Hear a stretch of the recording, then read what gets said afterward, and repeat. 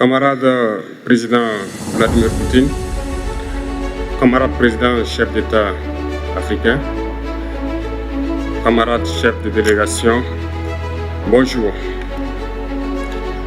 C'est un honneur pour moi ce matin donc de prendre la parole ici et de vous passer donc le salut fraternel du peuple du pays des hommes intègres. C'est aussi le lieu pour moi, avant tout propos, de rendre grâce à Dieu, Dieu Tout-Puissant qui nous a permis de nous réunir ici ce matin en bonne santé pour parler de l'avenir et du bien-être donc de nos peuples. Je m'en vais m'excuser auprès des anciens que je pourrais vexer dans mes propos à venir. Africanité oblige, les droits d'aînesse, je me dois de m'excuser.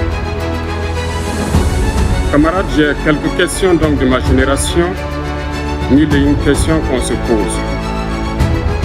Mais nous n'avons pas de réponse. Et il se trouve qu'ici, nous pouvons laver donc notre linge sale parce qu'on se sent en famille. On se sent en famille en ce sens que la Russie est une famille aussi pour l'Afrique. C'est une famille parce que nous avons la même histoire. La Russie a consenti d'énormes sacrifices pour libérer le monde du nazisme pendant la Seconde Guerre mondiale. Les peuples africains, nos grands-pères, ont été déportés de force aussi pour aider l'Europe à se débarrasser du nazisme. Nous partageons la même histoire en ce sens que nous sommes les peuples oubliés du monde. Qu'ils soient dans les livres d'histoire, dans les documentaires ou films, on tend donc à balayer le rôle prépondérant qu'a joué la Russie et de l'Afrique dans cette lutte contre le nazisme. Nous sommes ensemble parce que actuellement nous sommes là pour parler de l'avenir de nos peuples, de ce qui va advenir demain, de ce monde libre auquel nous aspirons, de ce monde sans ingérence dans nos affaires internes. Nous avons les mêmes perspectives et je souhaite que ce sommet soit l'occasion donc de pouvoir tisser de très bonnes relations en vue d'un meilleur avenir de nos peuples. Les questions que mes générations se posent sont les suivantes, si je peux me résumer. C'est de ne pas comprendre comment l'Afrique, avec tant de richesses sous notre sol, avec une nature généreuse, de l'eau, du soleil en abondance, l'Afrique est aujourd'hui le continent le plus pauvre. L'Afrique est un continent affamé. Et comment se fait-il que les chefs d'État traversent donc le monde à mendier? Voici des questions que nous nous posons et que nous n'avons pas de réponse jusque-là. Nous avons l'occasion de tisser de nouvelles relations. Et j'espère que ces relations puissent être les meilleures pour donner un meilleur avenir à notre pays. Ma génération me charge aussi de dire que, par ce fait de pauvreté, ils sont obligés de traverser l'océan pour essayer de rallier l'Europe. Ils meurent dans l'océan. Mais que prochainement, ils n'iront pas traverser parce qu'ils viendront devant nos palais pour chercher leur pitance quotidienne. Pour ce qui concerne le Burkina Faso, aujourd'hui nous sommes confrontés depuis plus de 8 ans à la forme de manifestation la plus barbare, la plus violente du néocolonialisme, de l'impérialisme. L'esclavage qu'on tend encore à nous imposer.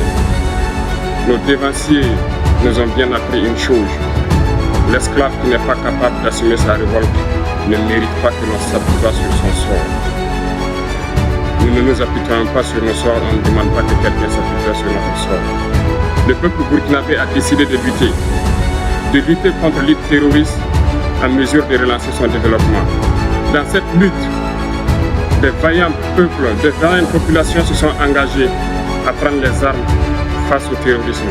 Ceux que nous avons affectueusement appelés les BDP, des volontaires. Nous sommes surpris de voir les impérialistes traiter ces BDP de milices et de tout type. C'est décevant parce qu'en Europe, lorsque des peuples prennent les armes pour défendre leur patrie, on les traite de patriotes. Nos grands-pères ont été déportés pour sauver l'Europe. Ce n'était pas avec leur consentement, contre leur gré. Et bien au retour, on se rappelle bien qu'à Tiaroy, lorsqu'ils ont voulu revendiquer leurs droits élémentaires, ils ont été massacrés. Cela ne fait rien donc.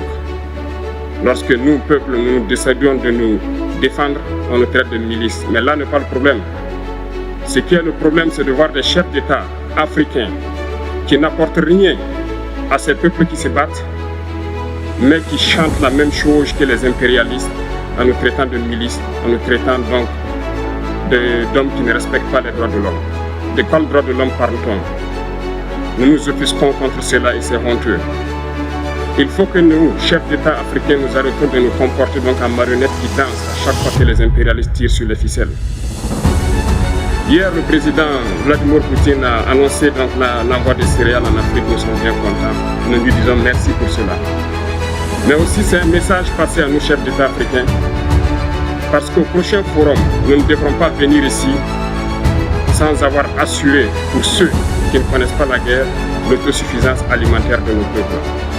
Nous devons prendre l'expérience de ceux qui ont pu déjà atteindre cela en Afrique, tisser de bonnes relations ici et tisser de meilleures relations avec la Fédération de Russie pour pouvoir assouvir les besoins de nos populations. Je ne serai pas peut-être long, le temps imparti est très court. Nous sommes obligés de nous arrêter à un moment donné. Mais je voudrais terminer en disant que nous devons donc rendre hommage à nos peuples qui se battent. Gloire à nos peuples, dignité à nos peuples, victoire à nos peuples. La patrie ou la mort, nous vaincrons. Merci, camarades.